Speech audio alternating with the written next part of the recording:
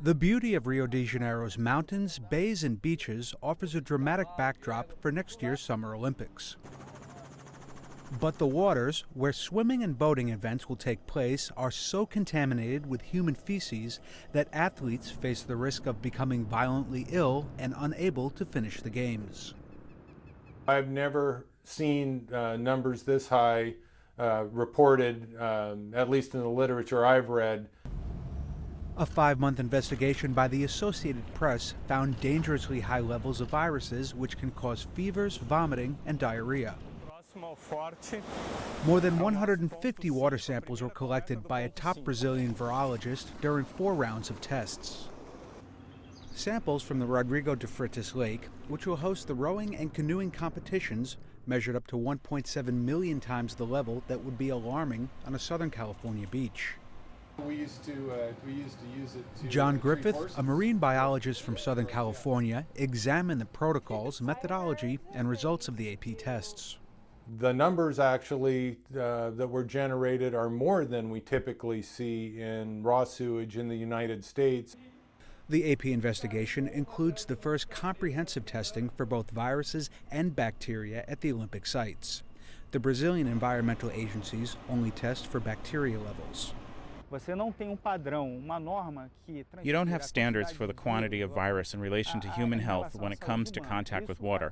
You can have that for suitability for drinking, but for contact and recreation, that standard still does not exist. Nearly 1,400 athletes will be sailing in Guanabara Bay, swimming off Copacabana Beach, and canoeing and rowing in Rodrigo de Freitas Lake.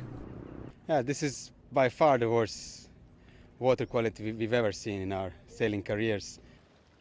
Another expert who examined the AP data estimated that international athletes would have a 99% chance of infection if they ingested the equivalent of just 3 teaspoons of water.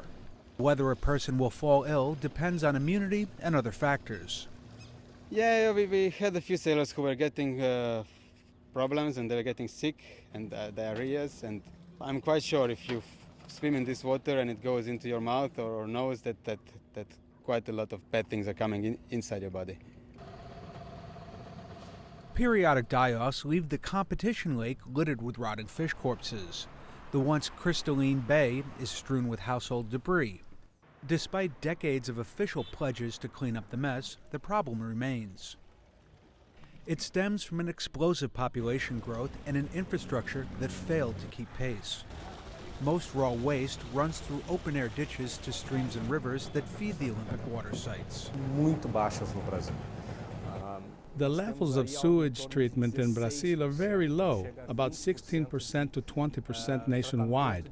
Unfortunately, we still have levels comparable to some African nations and to India. As part of its Olympic bid, Rio promised to build 8 treatment facilities. As of now, only 1 has been built.